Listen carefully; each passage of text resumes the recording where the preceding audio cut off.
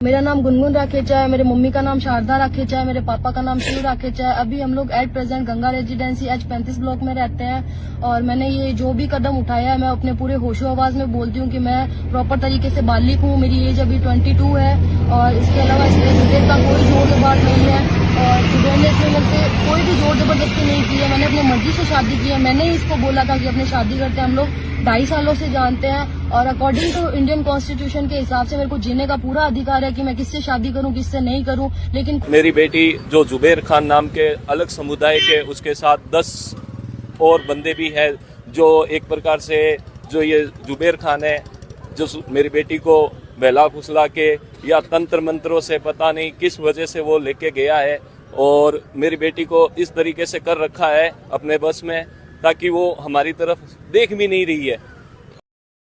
क्या social media पर प्यार पाया जा सकता है? क्या नैना रेशमा बनकर के सुखी रह सकती है? क्या ये एक लव जिहाद है या फिर एक संयोग कहा जाए?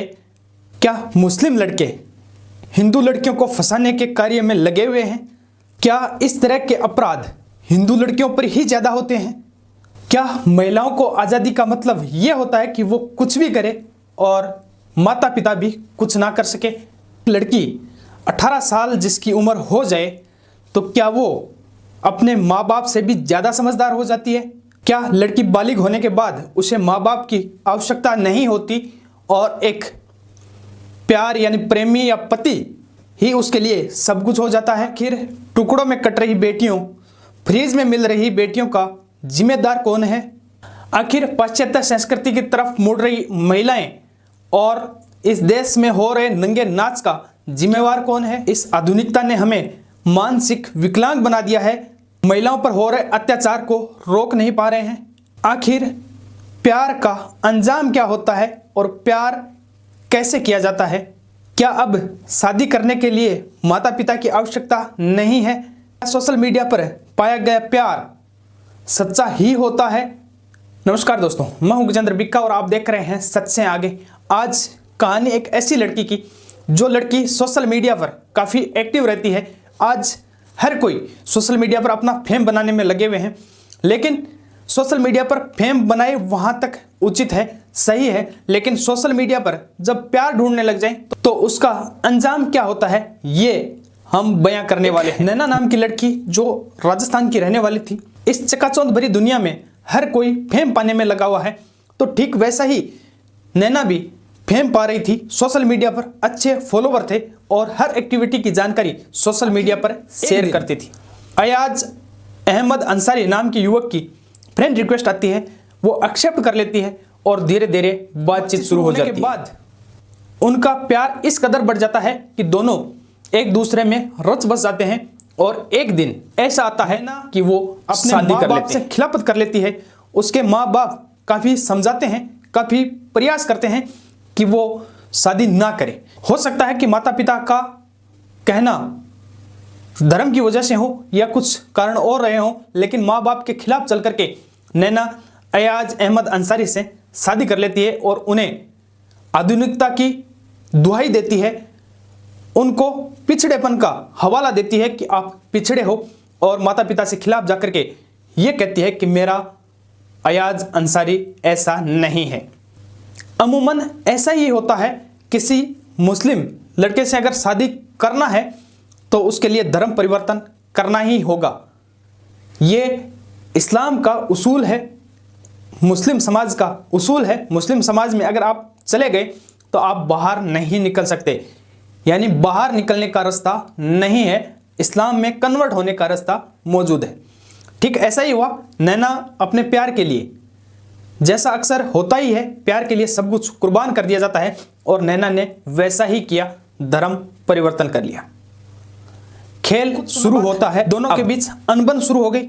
जैसे इस तरह के मामले में अक्सर होता ही है, 1-2 साल के बाद में वो प्यार फीका पड़ जाता है, वो प्यार की कस्में वादें धूमिल होने लग जाती है। और ठीक नैना उर्फ रेशमा और अयाज अहमद अंसारी के बीच भी ऐसा ही हुआ। लड़ाई झगड़े शुरू हो जाते हैं और दोनों फिर अलग अलग रहने लग जाते हैं। ऐसा बताया जा रहा है कि नैना उर्फ रेशमा अयाज अहमद अंसारी से तलाक लेना चाह रही थी, लेकिन अयाज अहमद अंसारी उसे तलाक देना नहीं चाह रहा था। मुख्यतः कारण उसका यह था कि नैना उर्फ रेशमा सोशल मीडिया पर एक्टिव बहुत ज़्यादा थी और वो हर गतिविधि सोशल मीडिया पर शेयर करती थी। अयाज अहमद अंसारी को ये नागवार गुजरा, वो सोशल मीडिया से दूर रखना चाहता था। जैसा मुस्लिम धर्म में होता ही है, महिलाएं सोशल मीडिया पर बहुत कम देखने को मिलती है। बहुत ही कम महिलाएं ऐसी होती है जो सोशल मीडिया पर एक्टिव रहती है और उसको घर परिवार परमिशन देता है। यानी बहुत कम परिवार ऐसे होते हैं जो लड़की को या महिला को सोशल मीडिया की इजाज़त देते हैं। अगर इजाज़त देते भी हैं तो तहजीब और इस्लाम के रूल फॉलो करते हुए वीडियो बनाना पड़ता है, ऐसा उनका उसूल है। सनातन की लड़कियों की तरह कुछ भी करने की इजाज़त इस्लाम में नहीं होती।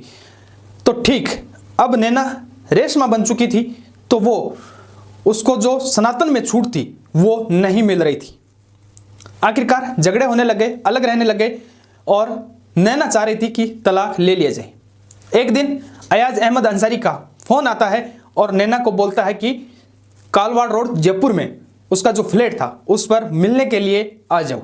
मिलने के बहाने जैसे ही अयाज अहमद के पास पहुंचती है, दोनों बियर पीते हैं, जैसा आधुनिकता में होता ही है, क्योंकि आधुनिकता में बियर पीना, नंगापन दिखाना और फुहड़ता करना एक आम बात हो चुकी है, एक चलन हो चुका है। वो वहां पर लेके आते हैं। ये बात 19 फरवरी 2020 की है। 19 फरवरी 2020 को वहां पर दोनों बियर पीते हैं और फिर आमेर घूमने के लिए निकल जाते हैं। आमेर घूमने के बाद अयाज उसके ऊपर हमला कर देता है और रस्सी से गला घोट करके नैना उर्फ रेशमा की हत्या कर देता है।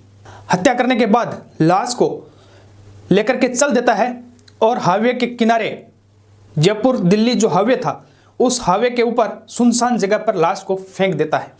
लाश को सर से इतना बुरी तरह से कुचल देता है कि उसका चेहरा पहचानने में ना आए।